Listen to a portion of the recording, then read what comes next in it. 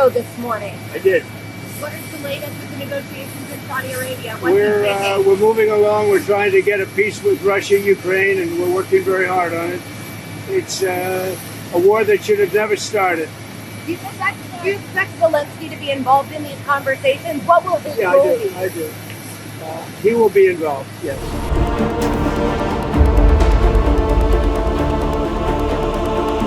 Президенты Путин и Трамп, когда они общались по телефону, договорились о необходимости оставить позади абсолютно ненормальный период в отношении двух великих держав, когда они, по сути дела, не общались, кроме как по отдельным техническим и гуманитарным вопросам. И президенты договорились, что нужно диалог возобновить. Участие стран, их желание участвовать в переговорном процессе по Украине, вы знаете, их желание уже было неоднократно удовлетворено. Философия-то у европейцев никуда не делась, поэтому я не знаю, что им делать за переговорным столом. Если они будут вот так выцыганивать какие-то лукавые идеи про заморозку конфликта, а сами по обычаю, по своему и по своему нраву и привычкам будут иметь в виду продолжение войны, то зачем их туда приглашать?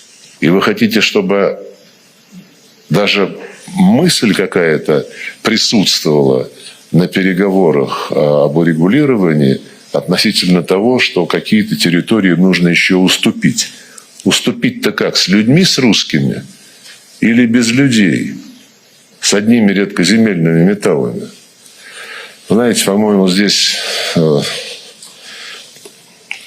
пусть те, кто фантазирует о том, как Соединенные Штаты могут помочь регулированию, а мы не скрываем, что такое содействие вполне может быть, тем более, что Соединенные Штаты играют главную роль в украинском кризисе с самого.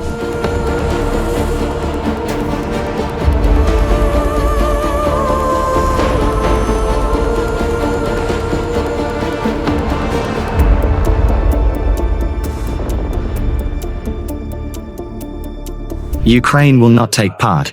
Ukraine was not informed about this. Ukraine considers any negotiations about Ukraine without Ukraine to be ineffective. And we cannot recognize any agreements or arrangements made about us without us. And we will not acknowledge such agreements. There is probably a bilateral track on Ukraine, and they, meaning the United States, have the right to pursue it if they have bilateral issues to discuss. To be honest, they have been discussing this before, it's just that now they are doing so publicly. This is not about paper agreements or discussions on who is hindering Ukraine from making demands or what Ukraine can receive. This is extremely important for us. We are truly interested in signing an agreement with the United States, first and foremost. I have already stated this, and our American partners have as well. We have proposals from Europe, but all European nations understand that the United States is the most significant strategic partner.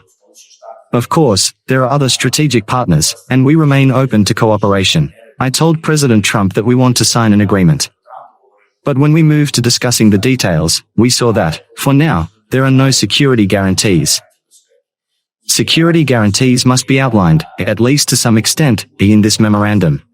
We fully understand that, for now, this is just a memorandum, but in the future, there will be a more in-depth document with specific details. For example, I discussed this with Vice President J.D. Vance, and we both agreed that it would be better to develop a more detailed plan, a treaty. We should do this quickly and ensure that we sign something that will deliver real results.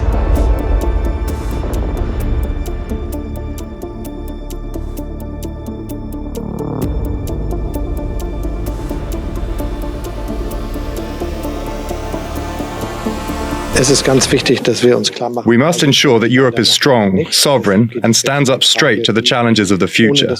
This involves the question of how we can continue to support Ukraine and ensure that it is not left alone now. I am sure that we can develop a clear position on this.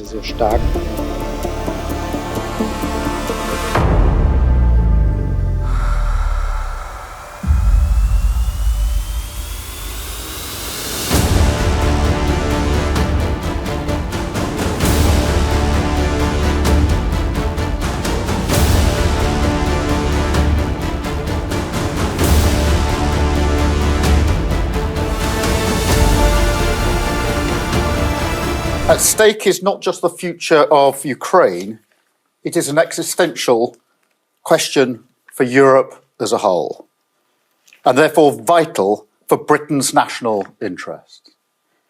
This is a once-in-a-generation moment for the collective security of our continent. Only a lasting peace in Ukraine that safeguards its sovereignty will deter Putin from further aggression in the future. Now, recent statements by the US administration should not come as a surprise. President Trump has long expressed the wish for Europe to step up and meet the demands of its own security, that he wants to get a lasting peace agreement to end the war in Ukraine. So today's informal meeting of European leaders was a vital first step in responding to that challenge. On defence, it's clear the US is not going to leave NATO. But we Europeans will have to do more. The issue of burden sharing is not new, but it is now pressing. And Europeans will have to step up, both in terms of spending and the capabilities that we provide. On Ukraine, we're at the very early stage of the process. Europe must play its role. And I'm prepared to consider committing British forces on the ground alongside others if there is a lasting peace agreement. But there must be a US backstop, because a US security guarantee is the only way to effectively deter Russia from attacking Ukraine again. So I will go to Washington next week to meet President Trump and to discuss what we see as the key elements of a lasting peace. I spoke to President Zelensky on Friday and will do so again in coming days. And we envisage a further meeting with European colleagues when I return from the US. In this moment, we have to recognise the new era that we are in, not cling hopelessly to the comforts of the past. It's time for us to take responsibility for our security, for our continent.